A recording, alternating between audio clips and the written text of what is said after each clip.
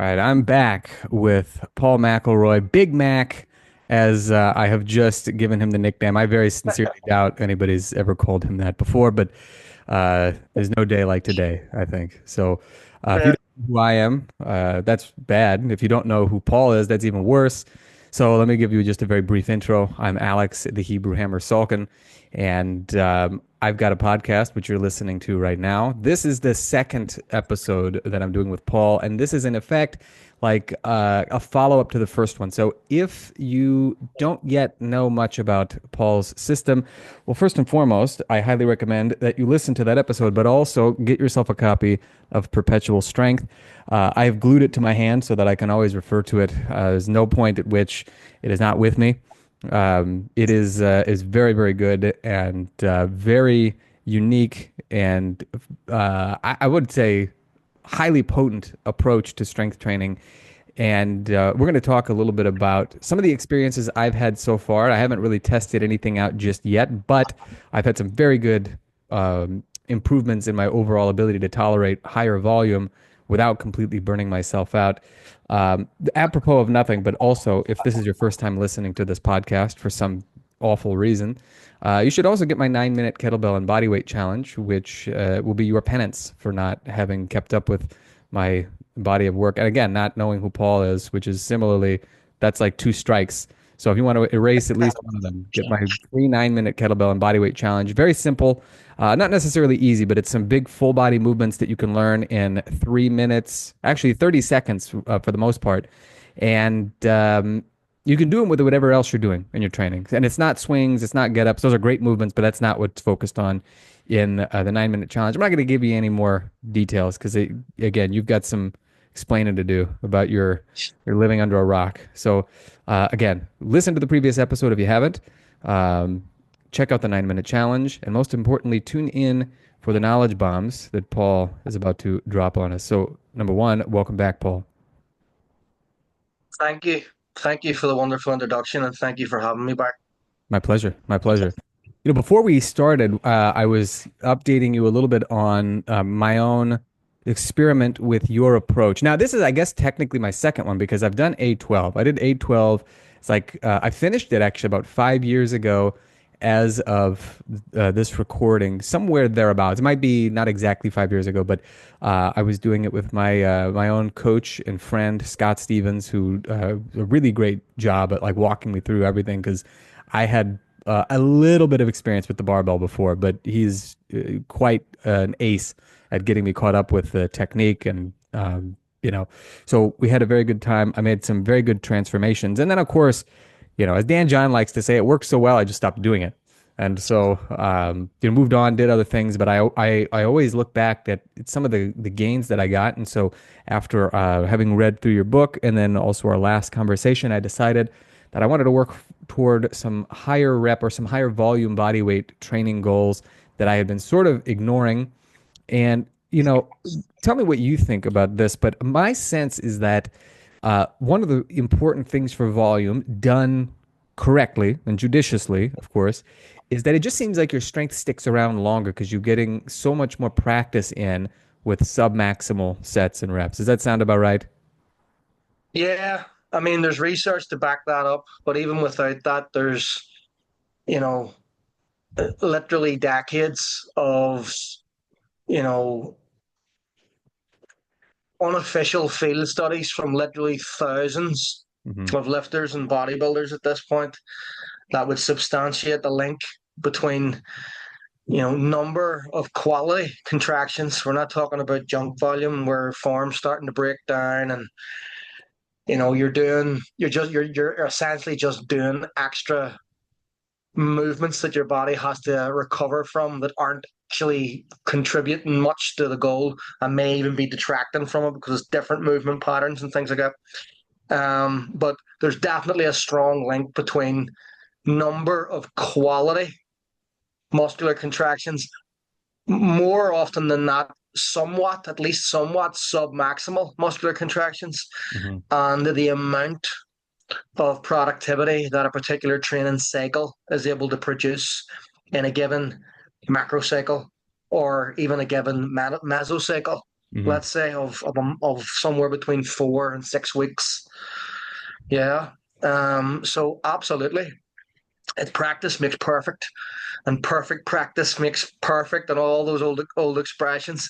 And the more perfect or near perfect reps that you can do of something, the more you're allowing your body an opportunity to learn that skill and you can make your most perfect practice when it's submaximal for Right. obvious reasons, right? Yeah. So from a purely strength perspective or purely performance capacity perspective, that is a truism, what you just said. Yeah.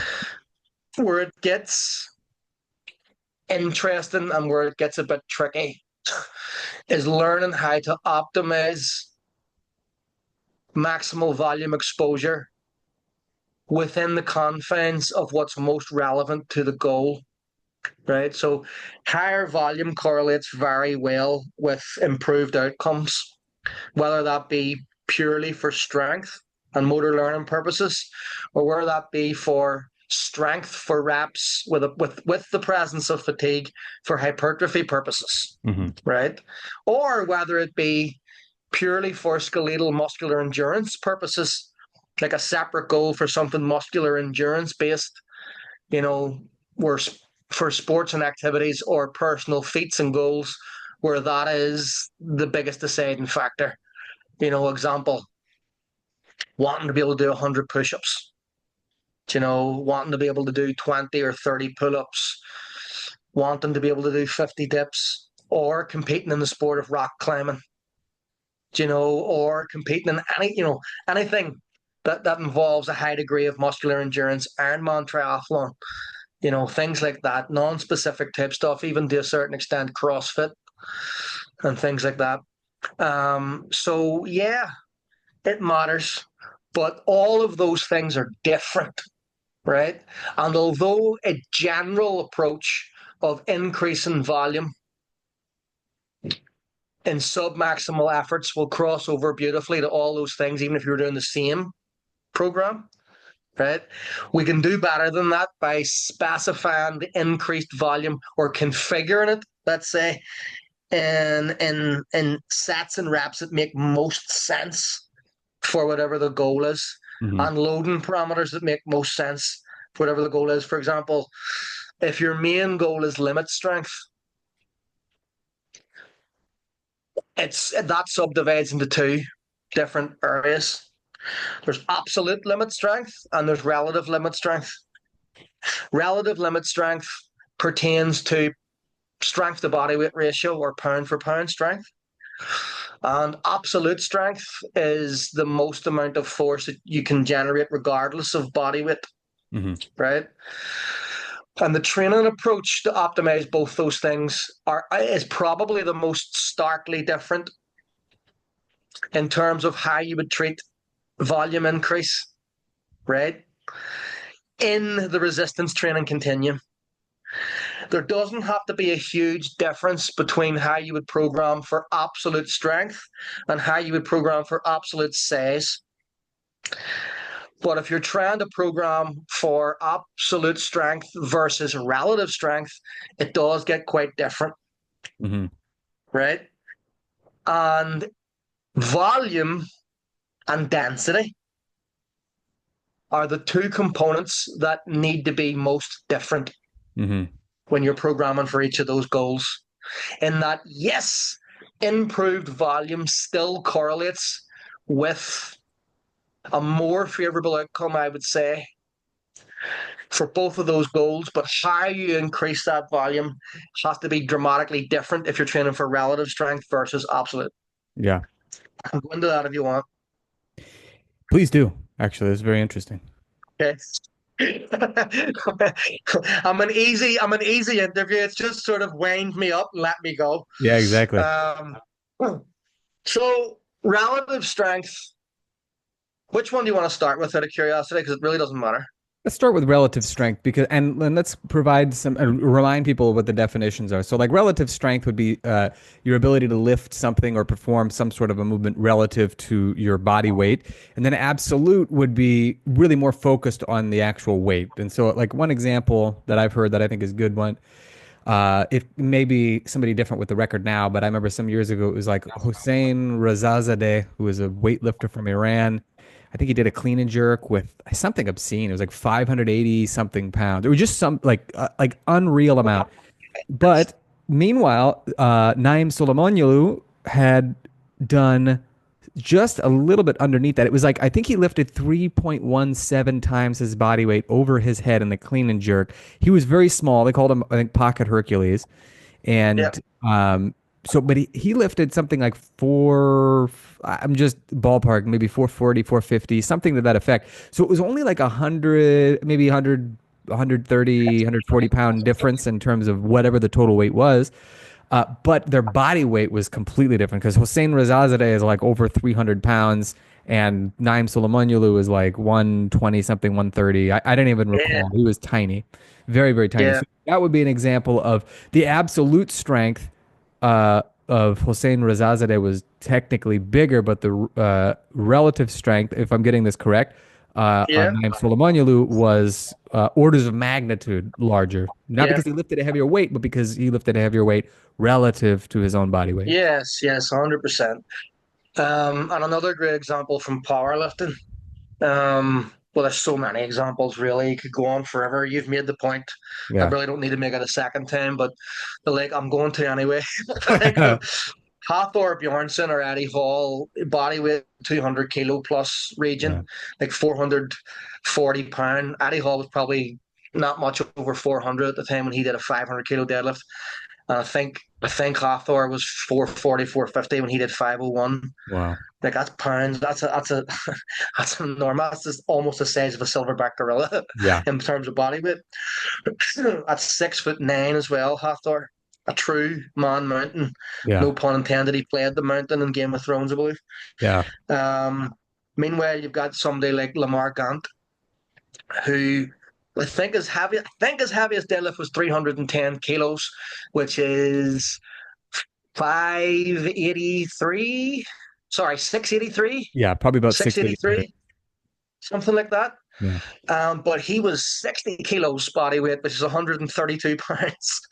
Right. And he also did it, I think it was a very, very early lifting suit, Yeah. which wouldn't be anywhere near as effective as, and he also did it in powerlifting competition, so there was no straps. Um, and yeah, so it's a big bone of contention for some reason. I don't know why in strength sports. Just as a side note, before we start talking about how to train for it and the relationship between of volume as it pertains to those goals. But yeah, in strength sport, there's a real you know this whole relative strength BS, and you know it's all about absolute. You're not strong just because you're strong pound for pound, and then you've got the pound for pound relative strength guys going, well, all you can do is that. I can hang off a cliff with my fingertips and save my life.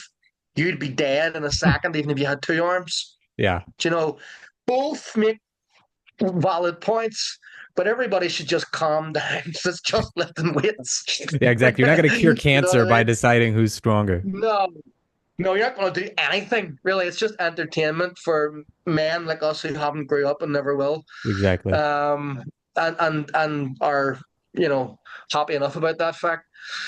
But yeah, so relative strength and the relationship of volume or how to increase it.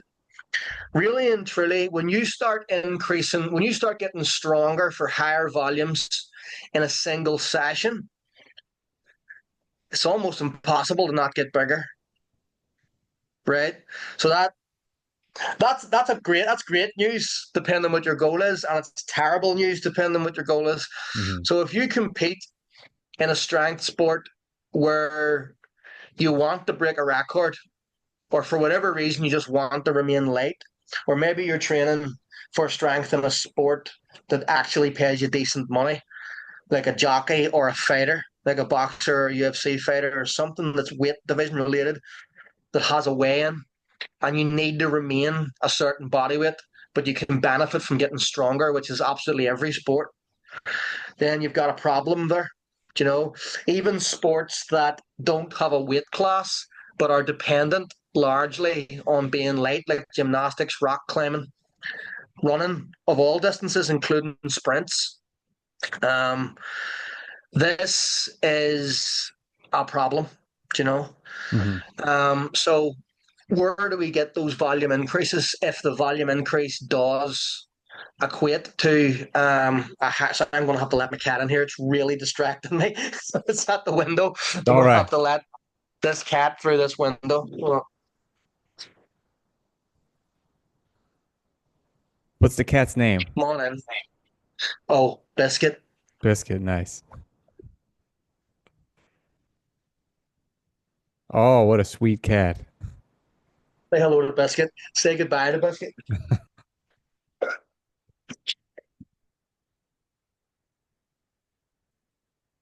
1 second. Apologies. No That worries. was it was just going bananas at the window in front of me here, and I just They're wasn't able very to concentrate. particular. Yeah, they don't take hints about no, later go around, use the No, regular. No. no, no. There's also a dog upstairs, so hopefully that those two get on well with each other. Yeah, good. Um. Anyhow, you can't make the strength improvements. You can't make the volume improvements in the same session. Really, that's where we're at when it comes to that. What you can manipulate is frequency, right? So if you increase your workout frequency, you increase your total tonnage throughout a week, throughout a mini cycle, a mesocycle, a macrocycle, right? And that is a way to manipulate volume, and it is a way to program volume in a manner that will have minimal impact on muscular hypertrophy, but still manages, if done correctly, to utilize volume as a progressive tool to increase your exposure to muscular contraction in this movement pattern in order to get stronger within that movement pattern. A Mhm. great example is the part of the people Yeah. program. That's like I did a presentation on it in the A12 group, which everybody should go and join the group. I think it's only like a month old or something. It's my group, but I don't know. It's called Amazing 12, getting you elite results in less time. I believe that's what it's called. So Nice. if you search that up and you'll find it, it's on We'll put linked it in to the it on show my notes. page on Facebook. It's a Facebook group, and we're discussing all things strength in there. And one of the Nice. things I do is a detailed, I want to say it's 90-minute review of Pavel's part of the People book, Hmm. and I really go into super depth. So I'll just refer people to that if they want to hear. I'd highly recommend them ban that book, but I go into some nuances in that presentation that I think bring its content um, further into the 21st century, if that's fair to say. Totally. Yeah. But that program, and there's two different programs in it, and they're great examples of what I'm talking about. There's the part of the people main program, and then there's the Russian Bear program, Yeah. and both are about increasing volume, but one is very much geared towards hypertrophy, strength and hypertrophy, and the other one's geared more towards strength without size. Yeah. Do you know? So that would be one of the main differences. But if you're programming for absolute strength, all bets are off. All bets are off and on, right? Everything's on the table, right? And that if you're not worried about body weight, I can make you very strong and very jacked very fast because now my hands aren't totally tied. You are constrained. Don't get me wrong. It takes an expert eye to manipulate that comfort zone expansion while also increasing volume, while not increasing muscular size. But it is innately more difficult to do Yeah. because the body weight moves weight and the body wants to get bigger. Hmm. It wants to put on muscle in order to lift these. There's only so much that increased neurological efficiency alone is going to be able to provide without increasing the actual size of the motor units in order to increase or come up with a scenario where you have greater action potential from that motor unit. Hmm. You know, it can be done to a very high degree, though. Case in point, people like Gant. You know. or Naeem Solomon Ugly and all those guys, you know. Um, but there's a genetic factor in there as well. Yeah. And these are also professional athletes who have nothing else better to do. Like, the Bulgarian weightlifting team, like all the Eastern Bloc Olympic weightlifting teams are funded and paid, or at least their lifestyle is laid on for them to literally just have a perfect environment for lifting only. Yeah. And some of the stuff that they're able to do then programmatically and recovery based is way beyond anything that the average Joe is going to be able to do. So in many ways, it takes more skill to program relative strength, especially for an average individual. Yeah. But yeah, when we're talking about absolute strength, we can play with volume any which way you want it. Absolutely. So Here's a question about the idea of absolute strength, or I guess this would also fall in with relative strength. I go back to something that Dan John said almost as like an afterthought in the Easy Strength DVD series, which I don't know if you've ever watched it. This is like the original Easy Strength, like before the I book. haven't, but I'm in the Easy Strength book.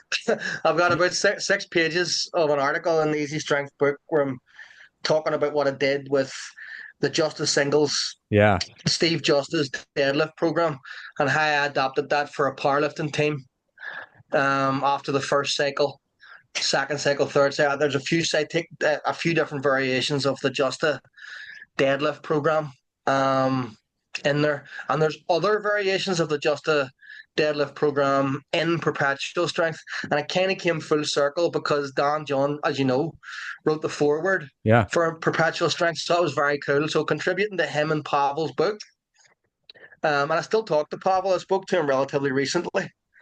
There was a guy who asked me a question just about a year ago. Asked me a question online about hard style, and I wonder what Pavel would think. And I hadn't spoke to Pavel in a while, and I just went, I'll ask him, and sent him an email. Yeah. And I said, "This is what I think you're going to say. Have I got it right?" And he was like, "Comrade Paul, perfect. you know, you are exactly right. How are you doing?" So I was talking away to Pavel for a while. So love both guys, and it was a big kick to be in that book. Yeah. One of the best books ever written on strength, easy strength. Agreed. Um, and to have Dan John do the foreword for Perpetual Strength, physics kind of come full circle, so that was cool. But yeah, great book. Sorry, go It ahead. is. I gotta tell you, I if you haven't like seen the DVDs though. the I haven't seen DVDs, the DVDs. yeah, I think they only retroactively called it Easy Strength because I think it was originally called Scientific Strength Secrets, and it was Pavel and All Dan. right. Yeah, and so they did this in, I think it was in Pennsylvania, but they had a Marty Gallagher was there. It was like a bunch of the old, RKC brass was there. I think Rob Lawrence was even there. Like, uh, Oh, Rob, yeah, yeah. yeah, so it was I mean, great DVD series. I don't even think you'd probably have to buy it secondhand. I don't think I don't think they print it anymore, but I remember watching it very intently, and one of the things that Dan mentioned in there was his belief about why so many wrestlers become great at the bench press and hit 405 for on the bench press when they take up powerlifting is because they do so many push-ups in practice. He's like just tens of thousands of push-ups, throughout the wrestling career. And I thought, well, that's really interesting because, I guess on the one hand it does make sense. Obviously you're pressing in the same direction. It's not the same exercise, but then you get so much practice at an easier version to like an extreme degree where it's just again tens of thousands of reps. And so when you convert over to doing it heavier, really the only thing that's changing apart from, your body positioning and, some technique differences is the intensity. So you're not like learning you're not getting the coordination, or the coordination is not the weak link because you've got so much skill Mm, in that press, mm. I think is what he's getting at. And so it makes me think there's probably a lot that people could get out of their overall goals. People chase heavy weight too quickly, and I mean realistically we know if you work too close to your limit for too long in terms of absolute amount that you can lift for a single rep, tends to you start to like go backward after a little while because you just can't keep up. And Now, obviously, there's an extreme too, where you don't want to go like super light. You want to find like the happy medium, increase the volume, also manipulate the density, and those things seem to lend themselves very well to the practice that people actually need to get really good at something, and then to increase either their relative strength or their absolute strength when the time comes for them to work on it. Yeah. Well, not to backtrack too much because you rightly referred to our previous podcast as being the starting point for, getting a full grasp on, or at least a decent grasp on my comfort zone expansion method of programming. But it is an appropriate point to mention uh, a quote that I've become known for, which is improve strength in any rep range or any percentage of one rep max, and you will improve strength in every rep range and every percentage of one rep max. Yeah. Okay, another way of saying that is lower the given RPE of any percentage or proximity to one rep max, and you will simultaneously lower the RPE of every percentage or given proximity to one rep max up to and including 100. Yeah. Now, it is also true to say from a motor learner, in an immediacy, if I'm going to perform a feat tomorrow, right, that the most improvement that you're going to see, most proximal to the percentage or rep range that you've made said improvements in, will probably be plus minus 10 or 20% up or down from the range that you're in. So if you've made significant improvement in the 50% range or the 40% range, if we're talking about somebody who's strong, good at push-ups, Hmm. it could be less than, it could be 30% really of your one rep max, like just a bodyweight push-up, a single bodyweight push-up could literally be 30%, then you're probably going to see most immediate performance increases, somewhere between 10% and 50 or 60%, let's say, Hmm. right? However, it's impossible not to affect 100% as well to some degree. Hmm. But the key word is potentiation, right? To optimize or actualize is probably a better way to put it. The full extent of the gains that you've affected on your one rep maximum, it would ideally require a peaking cycle to bring it to fruition, Yeah. right? Where you spend a set amount of weeks, and it can be done in as little as 3 weeks, right? But that takes particular mathematic gymnastics to know how to do that. Hmm. But certainly anyone with even a rudimentary grasp of intensity cycling, i.e., load cycling, weight cycling, could do it within 6 weeks or 8 weeks for sure, Hmm. which in the grand scheme of things isn't a great deal of time. And you can bring about a new one rep maximum 100% you can from making significant improvements at a very low percentage, from building the base of the pyramid wider, which Yeah. is something we discussed last time as well. The wider the base, the higher the peak, and the width of the base is always directly proportional to the height of the peak. It just can't be any other way, Hmm. right? And what is a strength training mesocycle or indeed macrocycle or indeed Olympic cycle, if not, a pyramid shape or a triangle shape, right? Yeah. It's weighed this way in terms of volume, and it's inverted in terms of intensity, right? Yeah. And then it comes to a peak of higher intensity and lower volume, right? And that's what a weight cycle is, and that's ultimately the best way to display your strength, right? You got to Hmm. prepare it. However, my contention with the comfort zone expansion method is that it's not necessarily the best way to build your strength, Hmm. because the point isn't the peak, the point is the base. Yeah. The wider it gets, the deeper it gets, the higher the peak's going to go regardless, right? And it's much, much easier to expand a sub-maximal base than it is to force your head through the ceiling of an Yeah. absolute peak, Hmm. right? And if expanding said base is going to raise said ceiling and peak anyway, and it's easier to do it that way, and if the actual act of peaking and displaying your strength is not only not a builder of it, but also a detractor from it because you have to recover systemically and locally in the tissues that were involved in that and in the nervous system in general, and could set you back a few weeks, then you could rightly say that every workout or set even that's spent displaying your max or finding your best is actually at least one workout, but several sessions in reality wasted that could have been spent raising it, Hmm. right? So that's where, increasing that base really comes into play. And, however, we can and probably should angle the programming. There's many, many ways to expand a base, and comfort is a relative terminology, right? Hmm. So proximity to one rep maximum, i.e., the amount of load you're lifting, does share a relationship in general with RPE and Hmm. in general with difficulty. In that, the closer you get to your one rep maximum, doing anything with it is innately more difficult, Yeah. right? Innately, all other things being equal.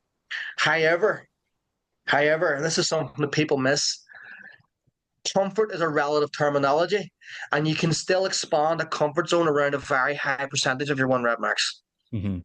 In fact, there's a way to expand the comfort zone beyond 100% of your one rep max. And that's one of the things that's discussed in perpetual strength. And obviously, that requires using a super maximal technique, something like negatives or Yeah. eccentrics, right? Because all it has to be is programmable, and all it has to be is comfortable relative to what the capacity is, Yeah. right? So if you've got, let's take it in terms of concentric, eccentric, typical training. If you have 75% of your 1 RM, that's three quarters of your one rep max, Hmm. which probably represents 10 RM for most people of typical fiber type, right? That is a highly programmable load, even though it's three quarters of your one rep max. Hmm. Even 80%, even 90%. Why? Because you can do things with it that aren't maximal, Hmm. right? I can do doubles at 75%, and that is literally a 2 out of 10 effort for the first set Yeah. because it's a 10 RM for most people. Hmm. Maybe a bit more if you're slow twitch orientated, maybe a bit less if you're very fast switch orientated. But in anybody's book, that's a low effort. But that's still three quarters of your one rep max. Even at 90%, most people can do comfortable singles if they take long rest periods. Hmm. Right now, I'm not saying that any of these rep ranges are holy or any of these rep ranges are better than others. My point is, you can expand that base from anywhere Yeah. when you know what you're doing. It doesn't have to be a late load. Although, if we're trying to get, if you're not au fait with how to do this mathematically, I would recommend starting lower than you think you need to, because it is just innately easier to expand what's already very easy. Yeah. That's true. That's true also. Yeah. Okay. Um. Yeah. So there.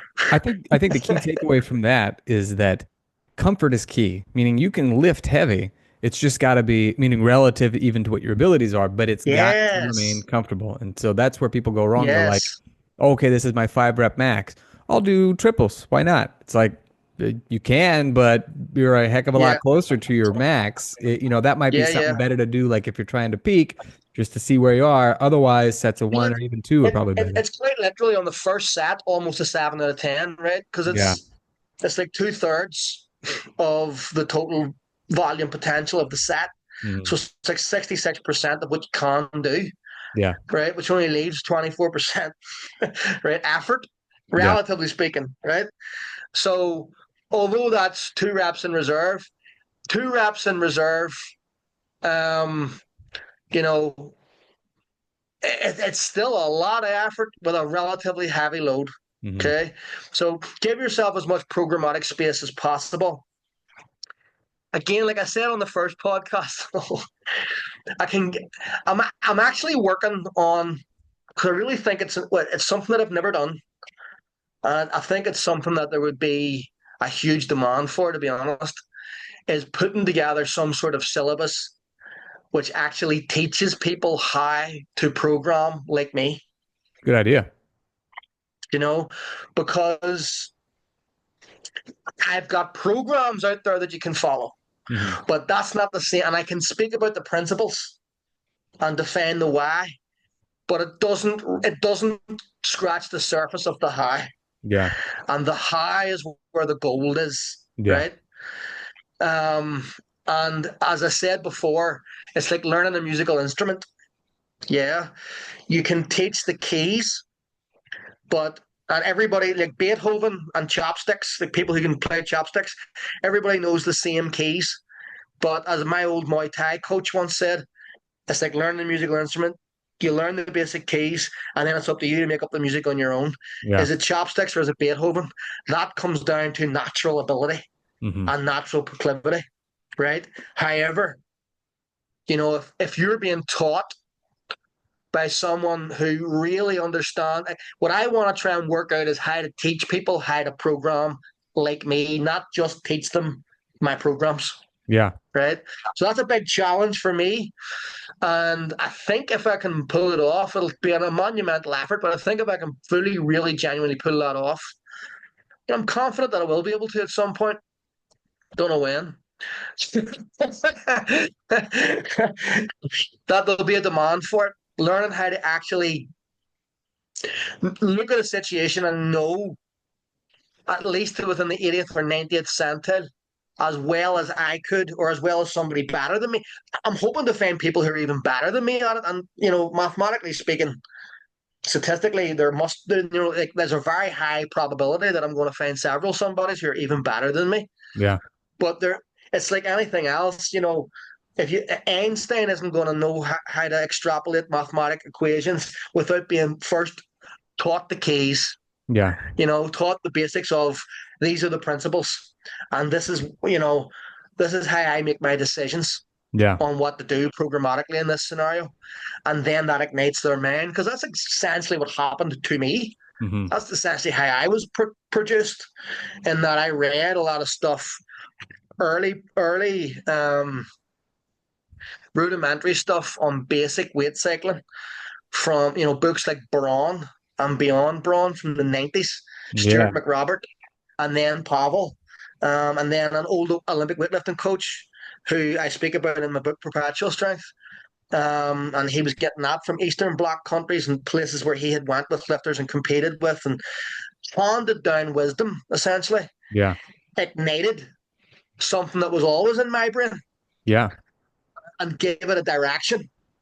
You know, so that's what I'm hoping to do. I'm hoping to do for others what was done for me, Yeah.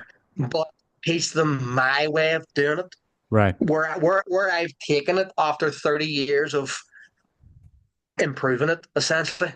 Yeah. So That'd be great. I yeah. think, first of all, you got to call it the swellibus, you know, that's yours. I love Yeah. it. No, I would love to get a copy of that because I like seeing well done programs, and because, like that saying, all roads lead to Rome, you can find that there are some people. I think there's a good example in the physical therapy world, at least, with Stu McGill and Gray Cook. I think we're doing an event, and they both, at some point, I'm remembering this like third hand, I think, but they both took two different patients through who had like a similar issue through their own, unique like method or approach. And I think they both ended up coming to similar conclusions. They just used different methods, and strength training is very similar. And so I think where some people get frustrated is for instance, they might take like a Mike Mentzer approach, which works well for some people, but it doesn't work well for everybody, where it's just like all intensity and then lots and lots of recovery. So, I mean, Andrew Huberman and Pavel talked about that on their recent chat on Andrew's podcast, and he said it worked well, and Huberman said it worked well for him. Pavel pointed out that, yeah, it works well for a lot of people, but then there's a lot of other people that it doesn't work well for, and he gave some reasons why that might be the case. And so I think people who are busy, they've got a lot of stuff going on in their life, they just want to get stronger, look better naked, maybe inspire some jealousy around the pool or around the beach, and so then they try to find something that seems like it works well for a lot of people, and then they struggle with it. And it's Mm. because what they're going to get more out of might be something more along the lines of a seemingly more conservative approach like yours that overshoots the mark that they were expecting without putting the alarm bells on for their body. Yeah. Well, here's the thing. A few things to say there. So one, it's more conservative in one way, but it's actually more abundant Hmm. in many ways because the only thing a program has to do is create as much progress as possible. Yeah. Right. Now that's like how long's a piece of string. But that's the only question that has to be answered. Not how much can you suffer, not um, what creates the biggest stimulus. Even we discussed this in our last podcast Hmm. about the irony that the kind of individual sets that cause undoubtedly, undisputably, the biggest individual growth stimulus on a set by set basis are in fact ironically the types of sets which, when put together in the form of a whole workout and a whole mesocycle, create the lowest amount or have the lowest potential for creating long-term muscle growth over time. Hmm. Right? The now very much prolifically mentioned saga of lifter A versus lifter B, which is in the Perpetual Strength book we talked about in our last podcast. I encourage people to go back and listen to just that section. I Hmm. won't reiterate it all here unless you want me to, but it drives home the point very clearly. I will say this: go back and listen to the other podcast, and here's why. You will learn how training to failure creates the biggest growth stimulus possible on a set by set basis, why that doesn't matter, and why it ultimately leads to less growth. Hmm. So that should be intriguing enough for you to go back and check that out, because I promise you that it will not only prove it to you, it will leave no room for debate. Hmm. None. It is an unequivocal fact, which is something that is almost never stated, right, in strength and fitness programming. But I'll make that statement that all other things being equal, when you hear it from this perspective, it's indisputable that it causes less growth overall. You Hmm. know, and Huberman, I believe. And I haven't seen the podcast with Pavel. Obviously, I have a massive amount of respect for Pavel. Also, have a lot of respect for Andrew Huberman. But I believe that the state from listening, sort of from scanning previous podcasts and hearing him talk about Mike Manser and talking to Mike Manser over the phone and stuff when he was a teenager, it happened right at the start of his training Hmm. Yeah. career. One, Andrew Huberman, I don't know if you've noticed, but he's a jack mofo. Like Andrew Huberman, he likes to break a mental sweat, but he also is physically impressive. Yeah. He's got signs of high natural endogenous testosterone all over his face, Yeah. his bone structure, his physique. I know he's on TRT. He talks about it openly, but he also talks about that he doesn't. It's not excessive or anything like that. So the morphology of his face and stuff, I would say, is down to his own prime testosterone production when he was younger. And if you're talking about a complete beginner who's got good genetics like him, who is extremely determined individual, otherwise he wouldn't be Andrew Huberman, Yeah. right? And is right at the start of his newbie gains. Many things going to work, and in fact, the thing that's going to work really well is going as hard as humanly possible at that point. Yeah. However, he did stop, and he all says, "I don't know why I stopped." He's probably remembering that rose tinted. There's probably a real good reason why he stopped, because it's literally impossible beyond the beginner stage to, in a straight line or anything that even remotely approaches it, Yeah. just try to go harder every time. Just try to go harder every time. Just try to go harder every time.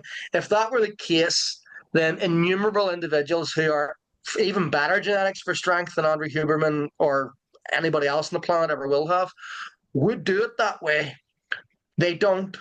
The biggest and the strongest cycle their weights, which is characterized by starting off at least spending a number of weeks training somewhat submaximally Hmm.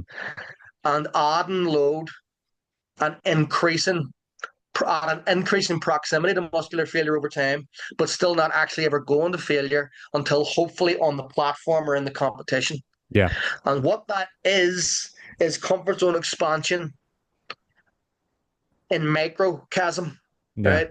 So the only difference really between that and what I do is find a way to configure and progress the same variables of intensity, volume, density in such a way that you remain in the base building phase of that strength cycle for as long as possible Yeah. so that the peak keeps going up without ever having to actually peak it until you really, really want to. Yeah. Right? So not trying to force everything into 4 to 8 week mesocycles. Yeah. Yeah. Definitely. So that's a different approach, but it still relies on the same principle. And I wouldn't have got to that thought process had it not been for the pre-existence of what the best idea at that time was for getting stronger, which is intensity cycling Yeah. 101. Yeah. You know? Exactly. On the topic of programming, here's another question that I find interesting and that I've been using for a while. And it kind of there was a point at which for some reason it became like a dirty word, and it was assistance work, which is just, maybe some basic bodybuilding stuff. Like even in like the powerlifting world now, it almost seems like there are a lot of guys in various different schools of powerlifting who are like, no, I'm just going to do bench, squat, and deadlift, and maybe RDL, and maybe I'll just change my grip width on the bench and what have you. But the old schoolers, a lot of them, if you look at their training, they were doing tons of bodybuilding for a long time. And then as they got closer, when you talked about the peaking cycle, then they would drop out the assistance work and then they would focus on specific drills to help them get to the point where they could express that strength that they built up in the best way possible. Yeah. And I'm very curious about your approach to assistance work. So again, let's say like direct shoulder work for bodybuilding or, hamstring curls for lower body, like traditional bodybuilding type of stuff or anything that fills in your gaps. And how to apply that in a training approach like yours, but in a way that doesn't, number one, overly extend the amount of time that you have to train, or number two, doesn't tap too heavily into your recovery capacity. Yeah. So there's so much that you could say in that regard. So I'll try to keep no promises. Um, assistance work first and foremost. What we should say is up to quite a level of performance capacity, and maybe even indefinitely. It's never necessary, and now just bear with me, right? Because I'm going to take it back to where you're talking about. It's never necessary, like needed to do any, Hmm. right? If if you can continue to manipulate the math, progress is just progress is just progress. And getting stronger is just getting stronger, which is just getting stronger. Hmm. And if you can find a way to manipulate the mathematic progression pattern around the specific movements that you're trying to get stronger at, let's say it's squat, bench, deadlift, could be anything, then you will continue to get stronger at squat, bench, deadlift. Hmm. And if you're doing so within the total volumes, both in a session and over the course of a week, month, year, which are most closely associated with hypertrophy, if that's your goal, then you will also get bigger continually Hmm. in the muscle groups that those exercises work, Hmm. right? However, that's a big however. Is there an easier way to make faster progress? Is there a better way to raise the absolute ceiling from a easy to add on, lower hanging fruit of adding in assistance, especially for hypertrophy, but even for strength? Yes, and it's called doing some assistance exercises, right? And yes, almost every powerlifter, even the Eastern Europeans who probably are the best examples of the highest level guys who do the least assistance exercises use assistance exercises. Aleks Salkin, who was, I believe, a Kazakhstani powerlifter from the 90s, who broke at the time the IPF world records in the 67.5 kilo, which is 148 pounds class, and went on to do the same, I believe, if not total, at least bench press in the 75 kilo or 165-pound weight class categories. Would do quite a lot of assistance work for his bench press. Mm-hmm. He would do a lot of dumbbell pressing and I quote, work the chest muscles. Now, this was a guy who bench pressed 500 pounds Yeah. at 165 pounds body weight. You'd think his chest was plenty worked. He also did so with a 2-second pause on his chest and a relatively wide grip, the widest legal grip you could take. So that was a lot of work for his chest. But at the very highest level of technique and the very highest level of performance, you've got somebody like Salkin, who, for 165 pounds, looked like he weighed 265 because he was so short and his bone structure was so light that the majority of his body weight, genetically speaking, was made up of soft tissue. Yeah. Which is why he is who he is, right? And he then, with flexibility and mobility training, was able to configure his body in such a way that the stroke distance of the barbell for the bench press was relatively small. Mm-hmm. By the time he had his arch maximized, his grip maximized, his leg drive maximized, it becomes a body press. There's so much technical nuance in how to bench press maximum load that you maybe want to work your chest muscles after you do it, right? To maximize the contribution of the chest muscles when you're actually doing the bench press.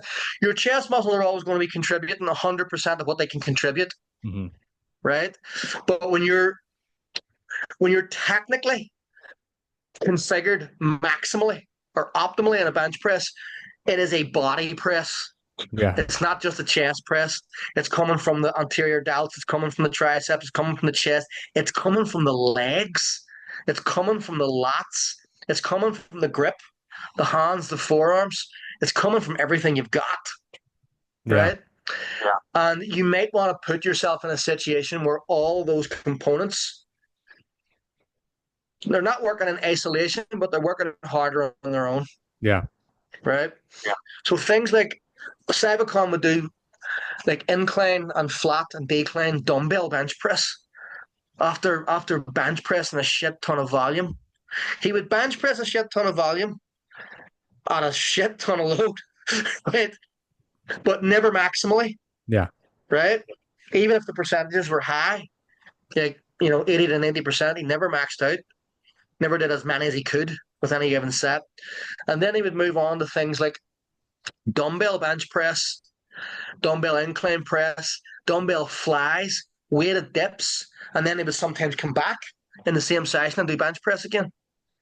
That's a motor learning trick of the Eastern Bloc, where you do a lot of sub-maximal, you get a lot of volume, but you emphasize intensity at a sub-maximal effort, and then you build up a lot of volume in the individual muscle groups. He would do like tricep extensions. He would do even things for his biceps, shoulder work on different days, and then come back and do later, higher volume, still sub-maximal work on the bench press, right? You're increasing your total tonnage by an enormous amount. You're also increasing the relative effort. You're getting more out of lower percentages. Why? Because you're pre-exhausted by the time you're coming back to them. So 60% is, relatively speaking, like 70% at this point.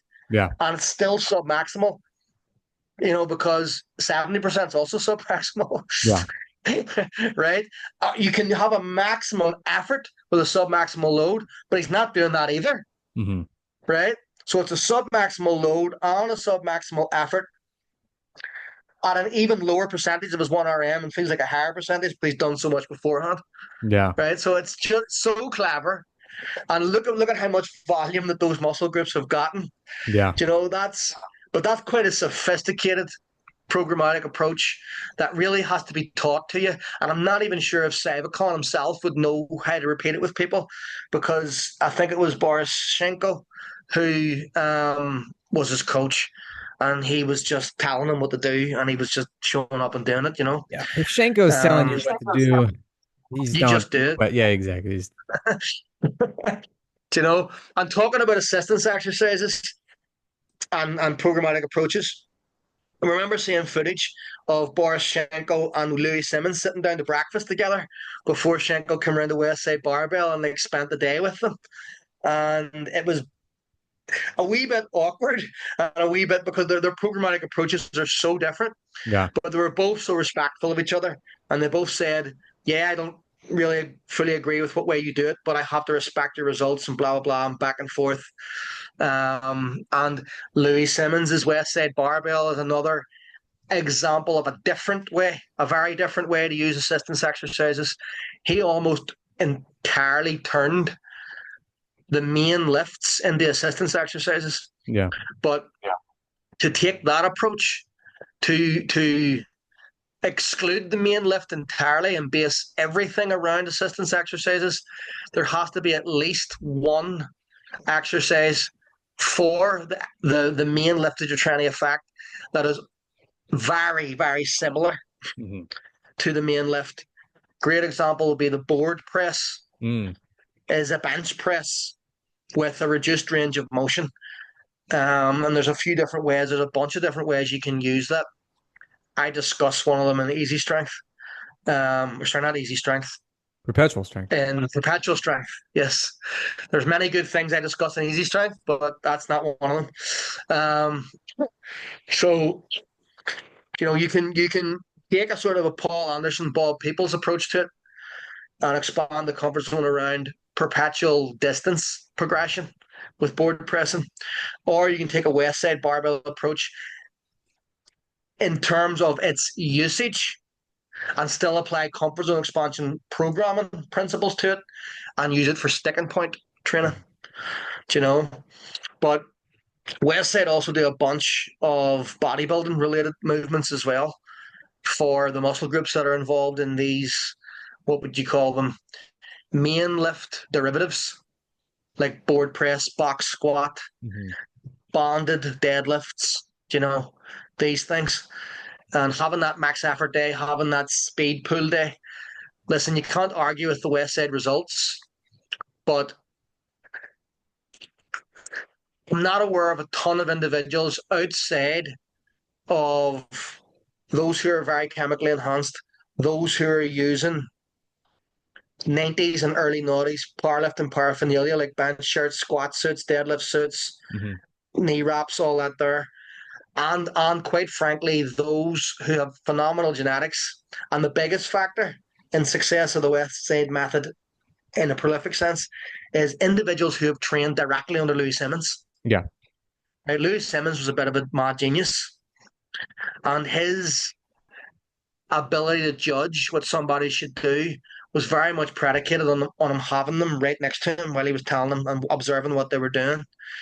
And so nobody has had more success with the West Side Barbell approach than Louis himself. And then the proliferation of that, like the only other people who've had varying degrees of very good success with it have been his immediate disciples, let's say, like Dave Tate and Matt Winning and, all these guys who have subsequently come off and done different variations, J.M. Blakely, of the West Side Barbell approach. When you break it right down to like the average lifter in a garage somewhere, not many people get it right for very long. Yeah. Or it'll provide some progress based on a novel stimulus factor. And then when your body adapts, the max effort days start catching up with you. The degree to which you can sustain progress on it appears to be directly proportional to your age, younger the better, your gender, the more male the better, right? Your genetics, which can be broken down into a number of factors: fiber type, limb length, hormonal profile, right? the recovery that you're able to get, both nutritionally and from sleep, the number of life pressures that you have, the more kids, the worse it is. The more job related stuff, the worse it is. The bigger your mortgage, the worse it is. And the biggest one, your training age and your drug free status, Hmm. right? The higher the training age you have, if you've never done a West Side approach before, or a maximal approach before, anything that has a max effort day, you'll get a great initial response from it. But generally, the higher your training age, the quicker you'll see that drop off Yeah. after a while. And if you're on anabolic steroids, you'll obviously make longer progress doing anything. And as soon as progress starts to stall, you can increase the dosage or change the stack and then spark progress again. But that's a whole different ball of wax Yeah. that 99.9% of individuals don't and shouldn't even remotely annoy themselves with, Certainly. because it changes the game entirely, Yeah. you know. Yeah. Some people, I think, they have very extreme approaches to the the concept of assistance work. We just talked about West Side and how it's like, proliferating with just various different types of variations and, almost to the point where the main lifts that they're going to be contesting are like an afterthought. But the reason it worked is because you got like a guy who, like you called him a mad genius, or a really like an artist in some sense, where it's just like he just knows exactly what you like, even if he can't describe it, and maybe he could have, but even if he couldn't describe it, he just knew because he was very familiar with the students. And so it might have uh, some help for some people, but is there like a happy medium where there's like very, very little assistance work versus like, and I think about it in particular, maybe even less for strength, but more like for health. Like some people find, let's say, if when they start, like Dan John likes to talk about MAPS, middle-age pull-up syndrome. Guys will start doing a bunch of pull-ups and then their elbows start hurting. One of the things I've had people do is just do some direct, forearm work and periodically like some direct upper arm work. And it just takes care of some of the deficits in their strength. And so the goal is not necessarily to get Popeye forearms, or just massive guns, but rather to just make sure that their joints are staying healthy because they've got one thing that they've progressively overloaded and is continually adapting. And then they've got other muscle groups that you would hope that the strength would trickle down to them, but they don't get as directly trained. So for something like that, is there like a simple method that you recommend for people like, you just want to look a little bit better, you want to get a bit stronger, but you don't want to compete, but you keep running into things like, this joint bugs you or that muscle group always seems tight. How do you approach something like that in sort of like the middle ground between these two extremes of tons of assistance or no assistance? So, great question. I'm going to tie in something that I forgot from the previous point, Hmm. with the answer for that one, in a few different directions. So, one, one of the secrets behind why West Side works is its commonality with other things as much as its differences, Hmm. right? So one of the common denominators with West Side, and let's say even my approach to programming, is that they won't change. Yes, they have a million different proliferations, and they very rarely do anything other than a derivative of the main lift. They never actually do the main lift itself in training, extremely rarely. Hmm. Never, almost never actually. But they will stick for at least 2 or 3 weeks to whatever variation it is that they are doing, Hmm. right? And the thing about training to the max, yes, your ability to do it is directly proportional to all those things that I discussed earlier: age, gender, blah, blah, blah, genetics, drug free status, so on and so forth, training age. But you can adapt fairly well over a very short term, right? And the more advanced you are, the shorter the term needs to be, and the shorter the term just will be. So he would rotate different exercises every couple of weeks, knowing that somebody's going to stall Hmm. very fast because they're advanced and because you can't, knowing the drawback of training to the max. That's how he mitigated it. And what that actually is an added an element of comfort. Hmm. And you might think to yourself, they're training to the max all the time. Has that even remotely comfortable? It is. Because when something then becomes too uncomfortable to tolerate, he changes a variable to make it more comfortable, Hmm. which is kind of, he might not have thought about it in those terms, but that's what it is, Yeah. right? And then when you have that speed day in there as well, that's a, he is saying that it's making you faster and therefore it's helping you to get through sticking points. And sure, there might well have been an element of that to it, but also what it is kind of active recovery. Hmm. Also, what it is an element that enhances recovery, which makes the whole training cycle that bit more comfortable, Yeah. right? So the correlation between comfort and progress is there, even in the most maximal terms, right?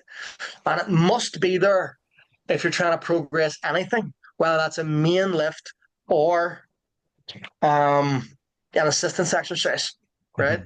So taking a comfort zone expansion approach to assistance work, no matter what the goal is, something that Ed Cohen once said and was famous for throughout his lifting career was he cycled everything, Hmm. right? He didn't just cycle squat, bench, deadlift, the main lifts. He cycled all his assistance exercises, meaning he ran intensity cycles for all his assistance exercises concurrent to the intensity cycles that he would run for his main lifts. And he would only drop those last couple of weeks Hmm. before a meet, which is more than enough time. And research again has caught up and shown what pragmatic wisdom has proven for time and again that a couple of weeks isn't enough, especially for bigger muscle groups, especially for somebody who has larger, stronger muscles, isn't enough for you to lose adaptations, Hmm. right? But it is more than enough for you to recover. And the bigger you are, the more you need that recovery, and the more muscle that's worked, the more you need that recovery, which can actually enhance your strength performance, right? So him dropping those assistance exercises a couple of weeks out made his main lifts better without shadow of doubt. But he expanded his comfort zone, so to speak, right? He lifted sub maximally in terms of the total amount of volume that he could do with any given load he was training with, and increased that proximity to failure along with his main lifts on all his assistance exercises.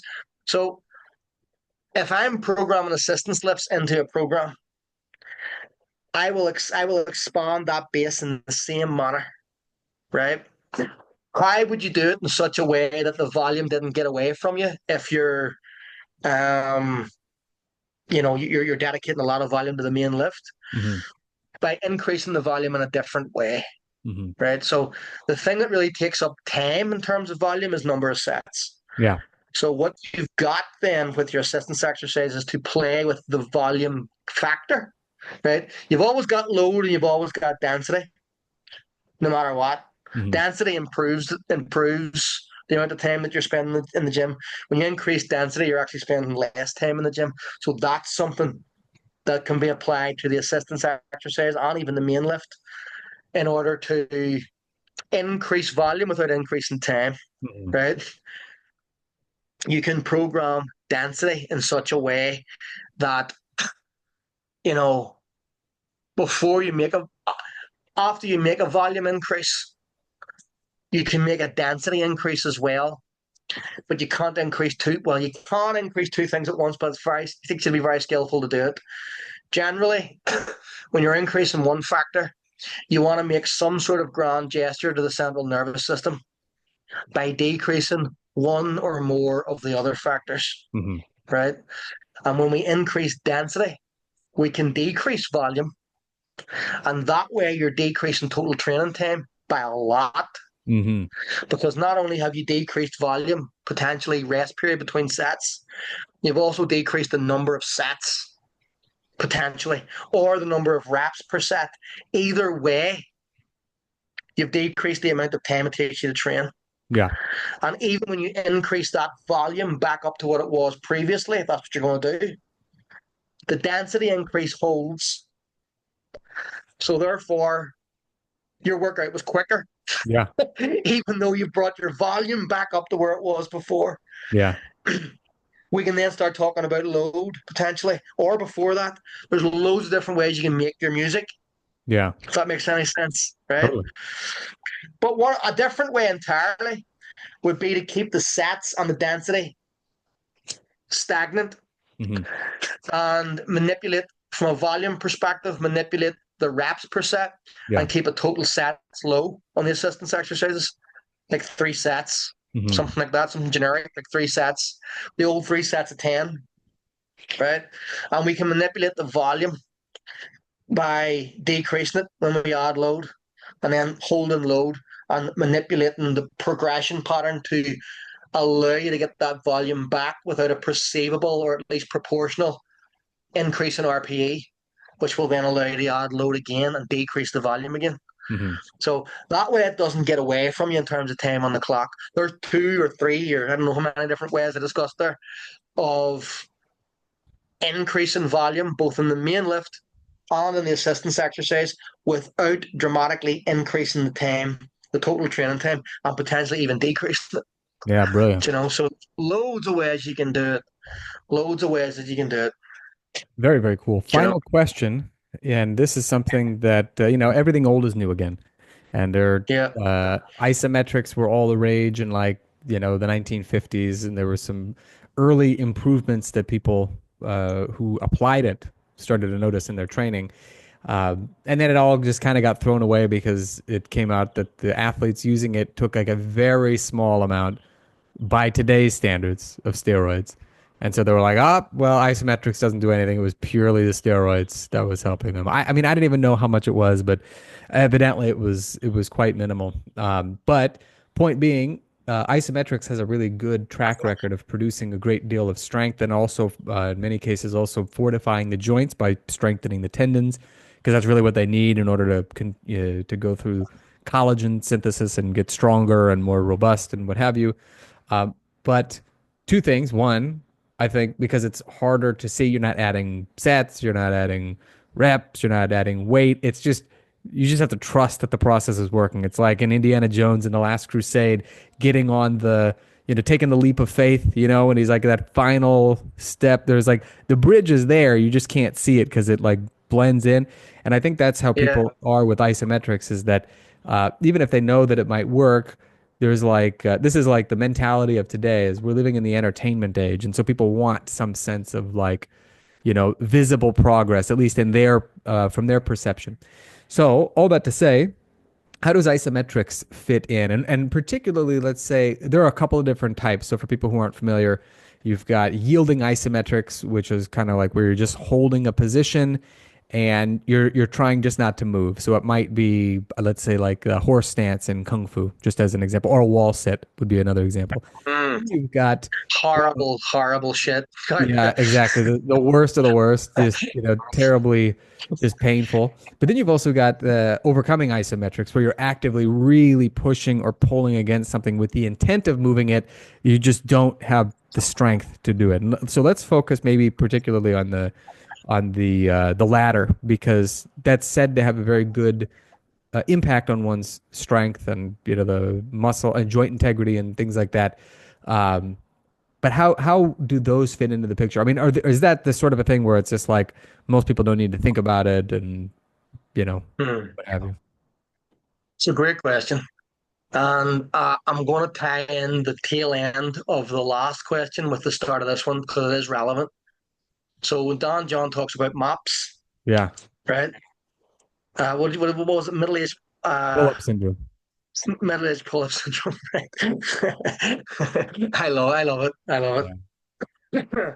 Yeah. Well, one of the big problems with the programmability, with the ability of an exercise or training modality to effect a considerable change on either strength performance or muscular hypertrophy comes down massively, more than anything else, to the programmability of the exercise, Hmm. right? And the programmability of the exercise comes down almost entirely to the adjustability of the load, Hmm. right? And with something like pull ups, you weigh what you weigh. And if you're a middle-aged guy, then it's by no coincidence that MOPS is something that is probably most prolific in the middle-aged community and Yeah. older, because the old middle-aged spread, the this, to that. I'm a middle-aged man. You're not yet, but you're probably going to be soon enough. Um, You don't have to say it like that. depending how old you live. We don't know. This might be the halfway point, but hopefully not. Yeah. I'm definitely, like, statistically speaking, I'm well there. So you know, it there is a proclivity. It's not all physical to just being heavier in middle age, right? And people have higher body fat. Some of that is to do with metabolic reasons, some of it's to do with hormonal reasons.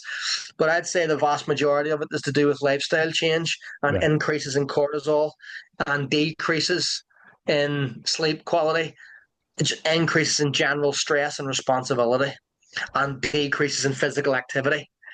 And all of that releases actual chemicals like cortisol, which stimulate your body's tendency to want to eat higher sugar and fat, right?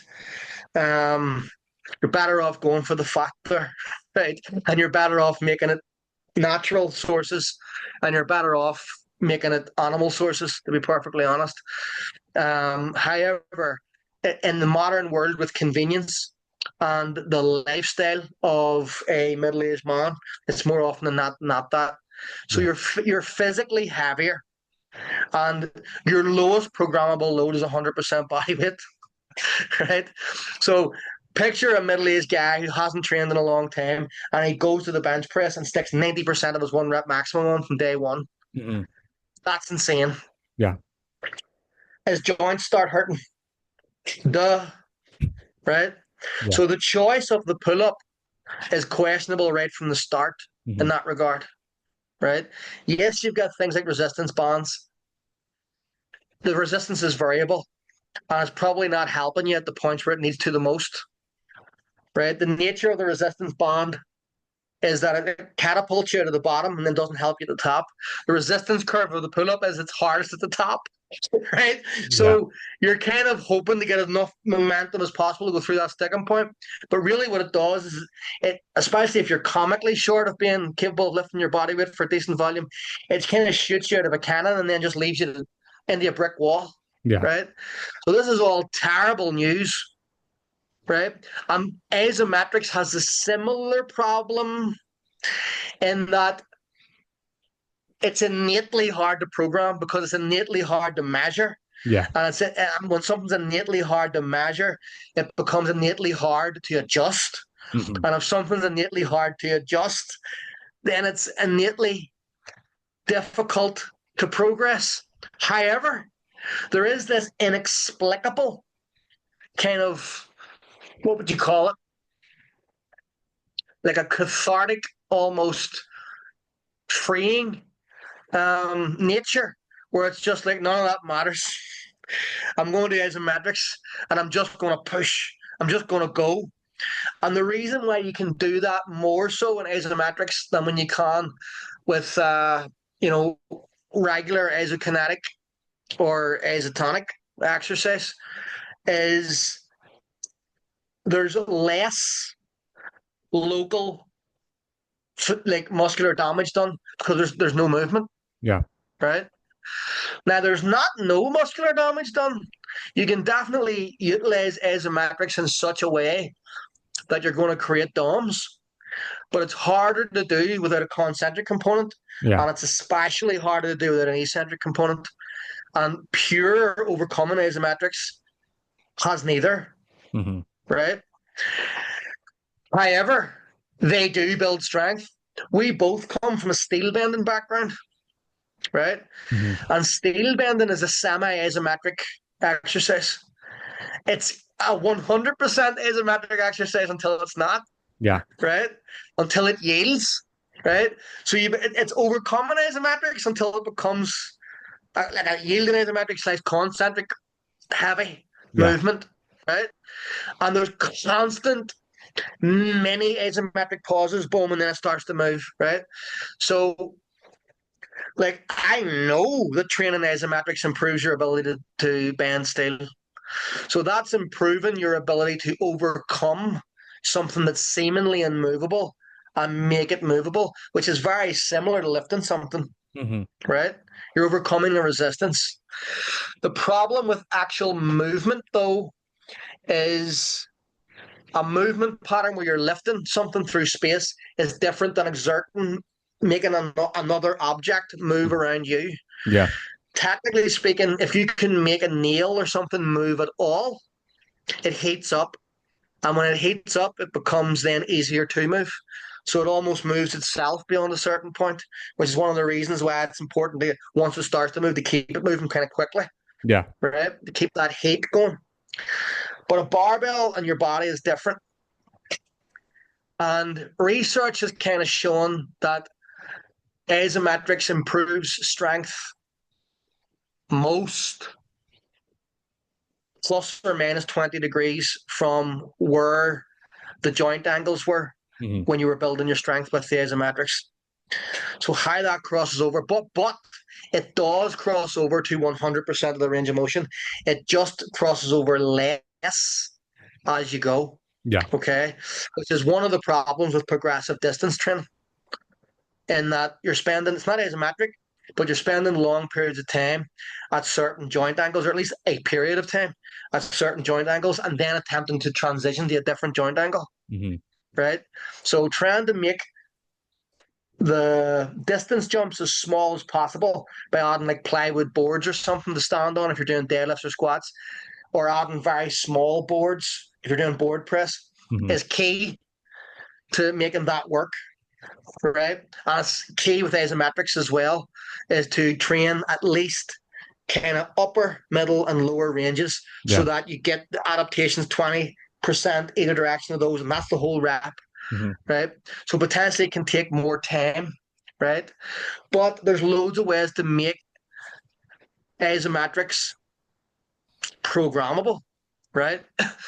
So again, you can take a more traditional comfort zone expansion approach and not go 100%, Hmm. right?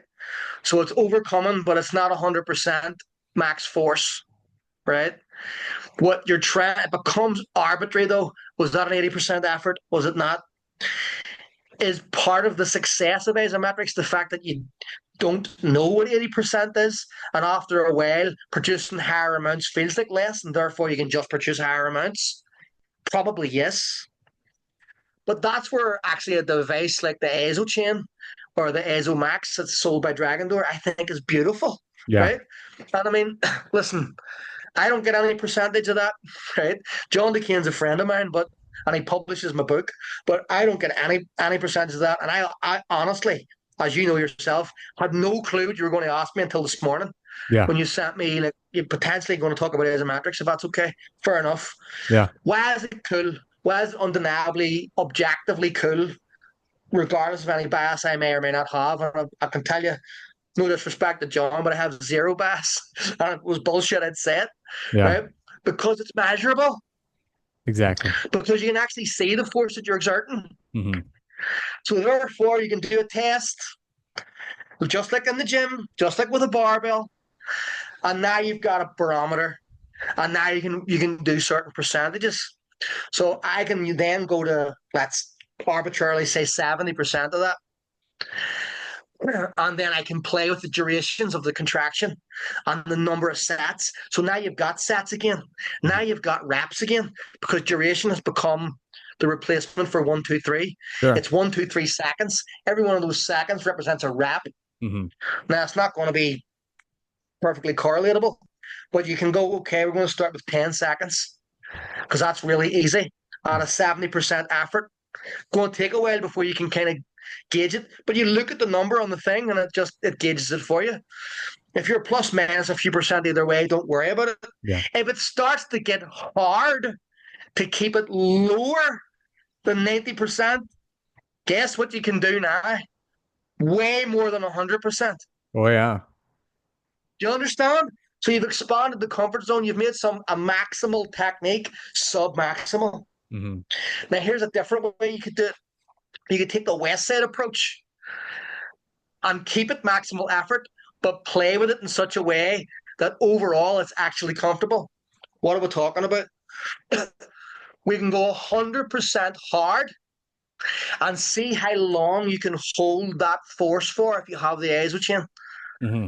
And when the force starts to go down, you realize that your maximum duration for 100% is 5 seconds or 10 seconds Yeah. or 12 seconds.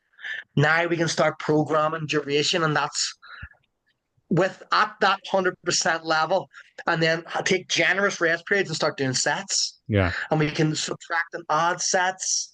As you add sets, decrease duration, hold the sets, and then add duration, and then add sets, and then decrease the duration. Man, after a few months, you'll blow your 100% so far out of the water, it won't even be funny, Yeah. right? The problem is, how much is that going to cross over to a real world thing, like lifting something off the ground? If you do it at enough joint angles, it should. Yeah. But specificity is still the rule that we don't want to break.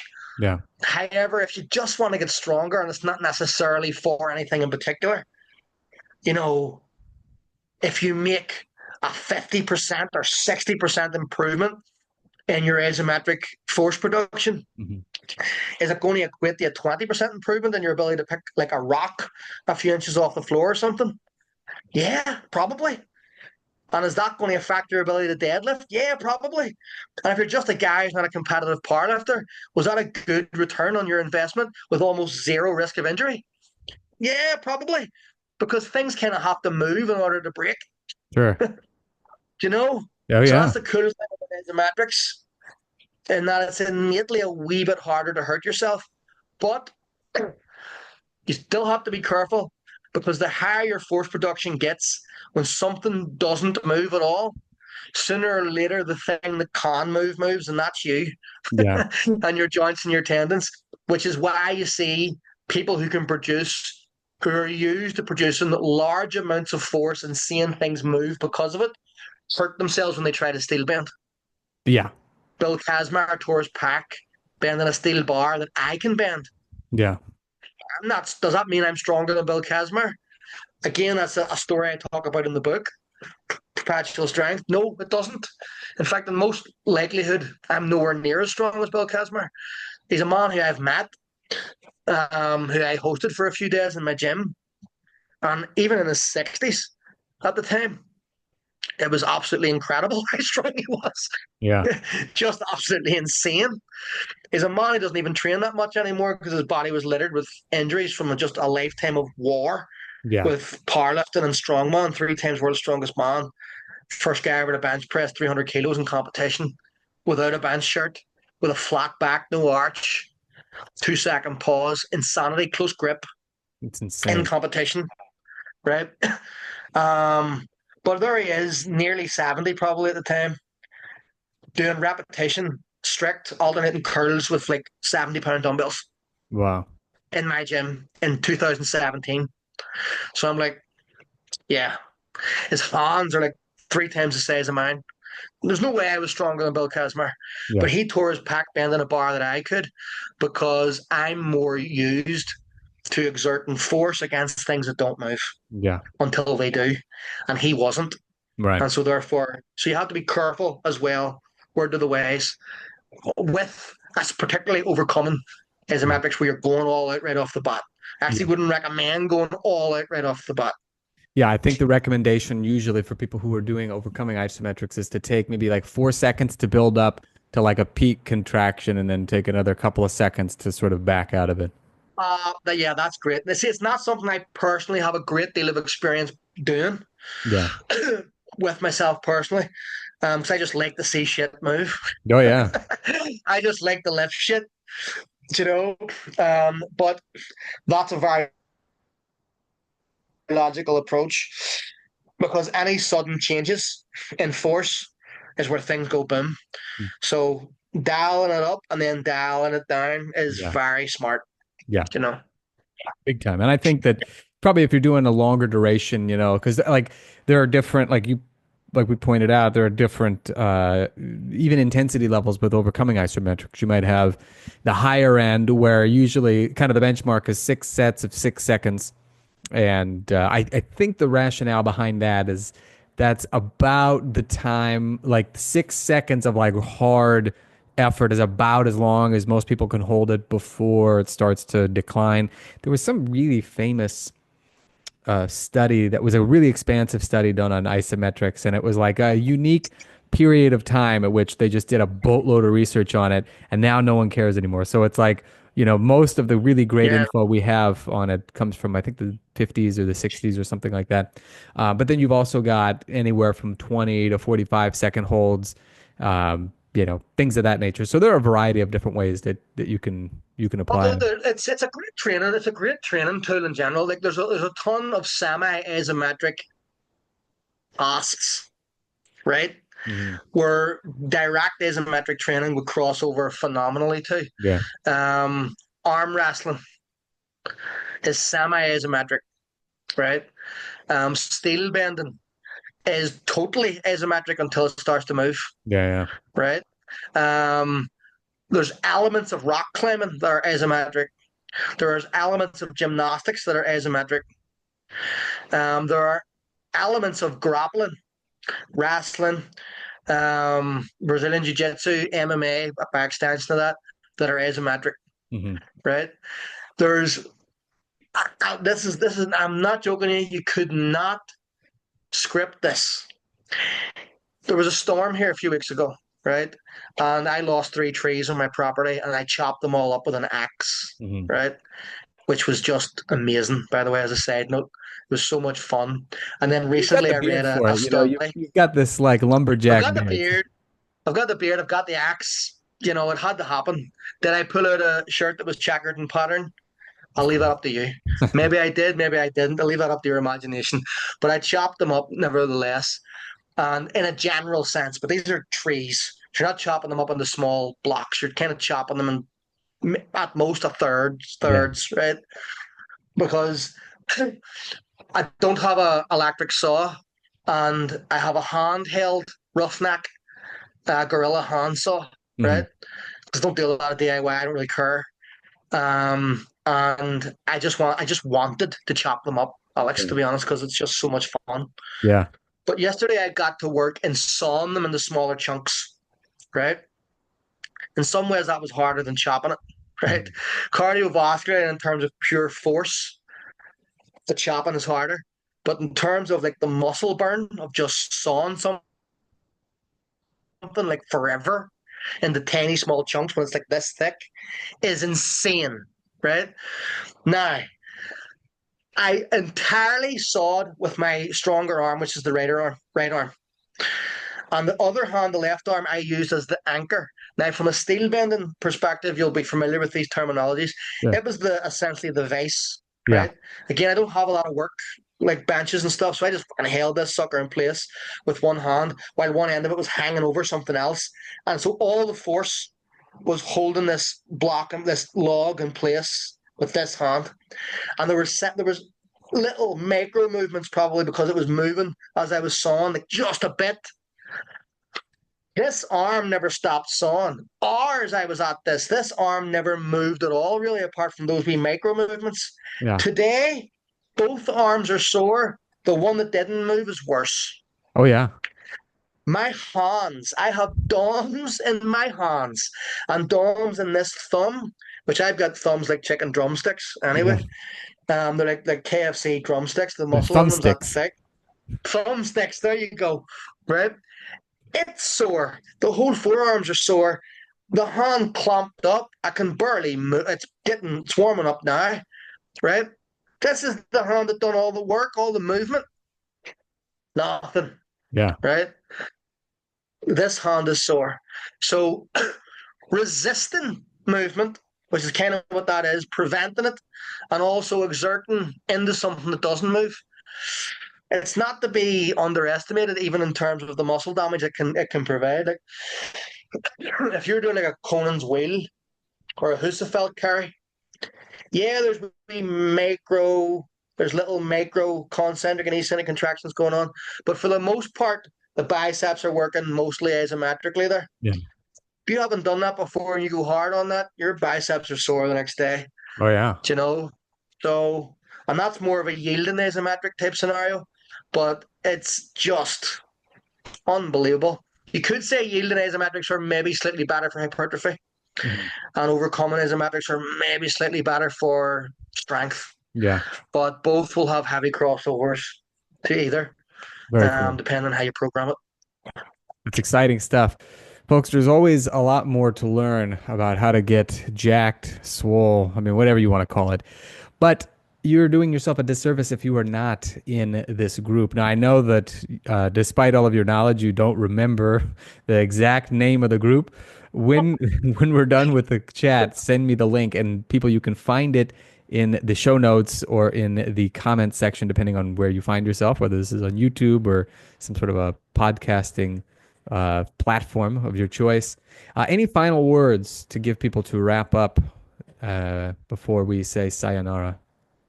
Yeah, well, just first of all, thank you to you and Of course. thank you to everybody listening.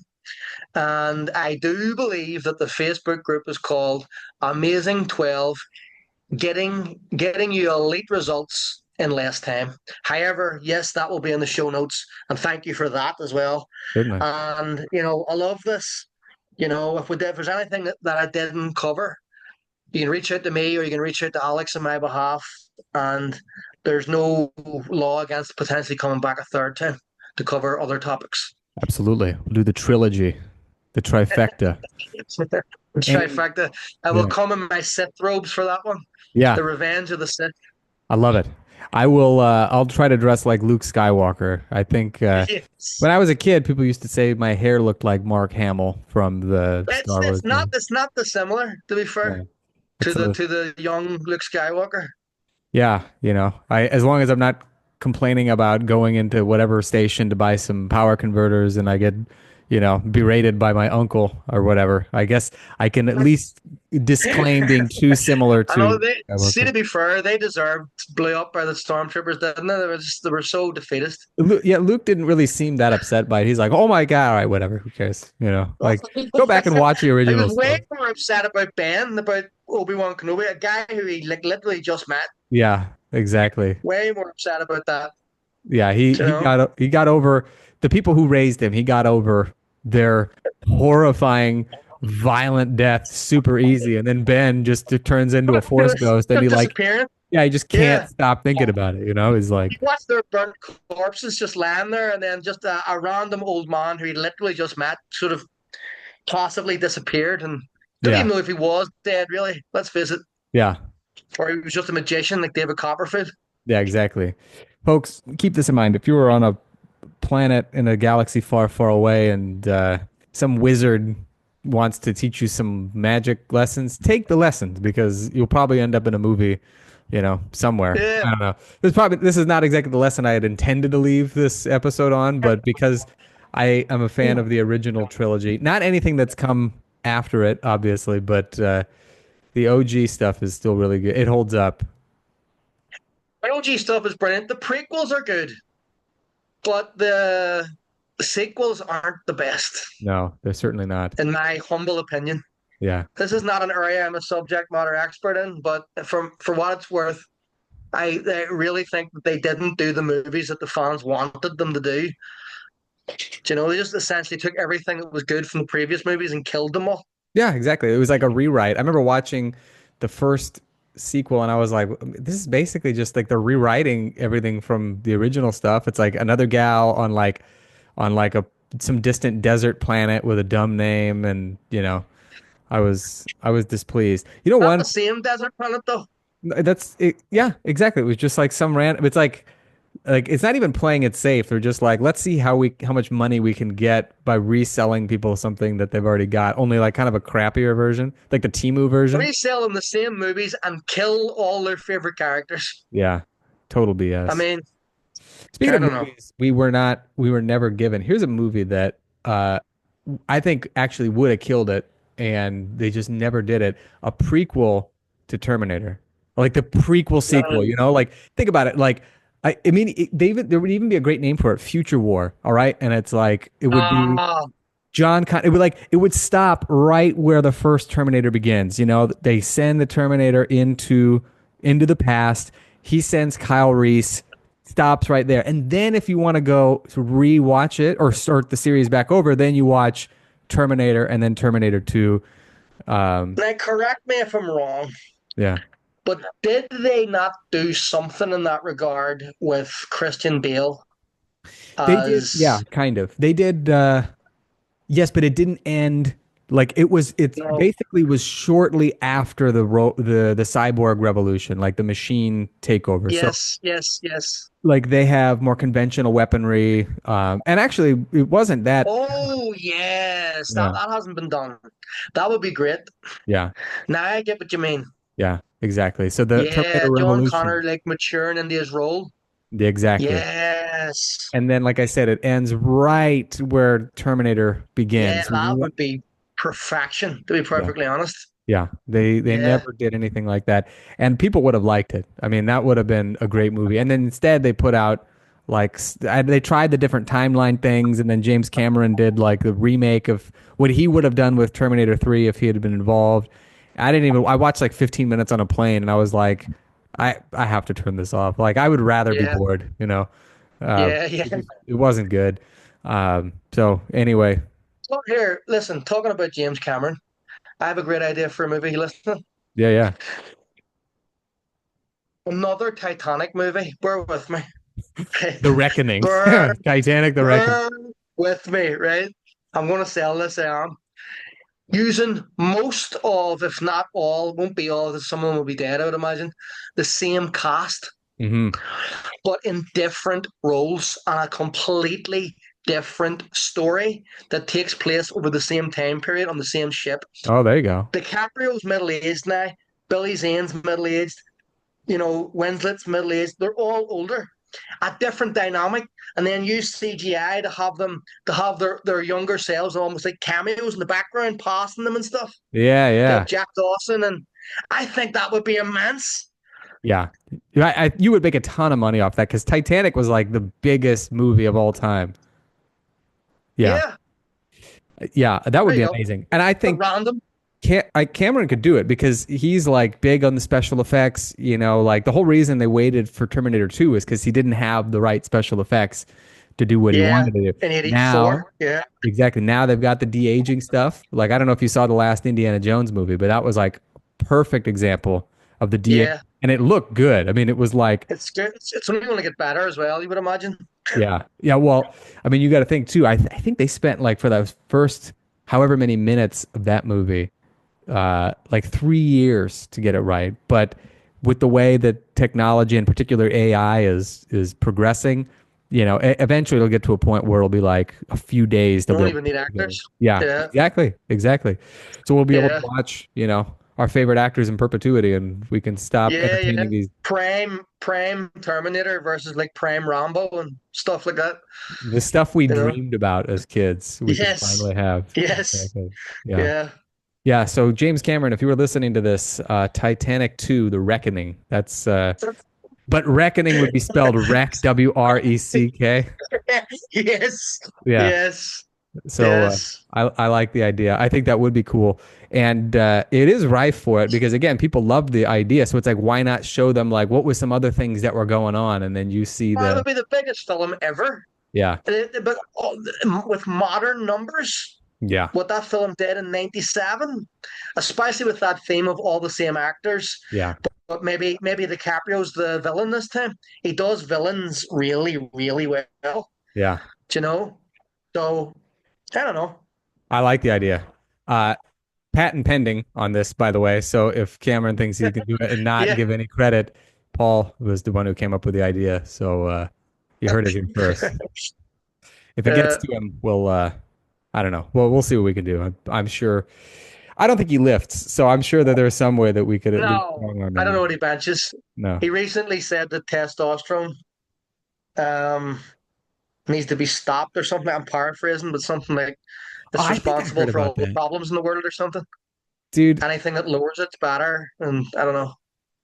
dude, he made the most like test boosting movies ever, No, like Terminator, without Terminator testosterone, he 2. wouldn't have a career. Yeah, exactly, dude. Whatever. That's one of I those don't things you know. say just to get a little bit of free publicity. He can't possibly mean that, but Yeah, maybe he does. yeah, I He don't know. he likes vegan protein powder, so maybe he Yeah, does mean it. It's hard to know. yeah. All right, my man. Well, this has been a great chat. I hope everybody has enjoyed it. And if they have not, it's probably because they didn't listen to the first episode first. So, folks, go listen to the first episode and go check out Paul's most excellent Facebook group. You can find it in the show notes or in the description, depending on where you are consuming this episode. Paul, thank you again for coming on. Thank you. Thank you for having me. And, folks, as always, have fun and happy training.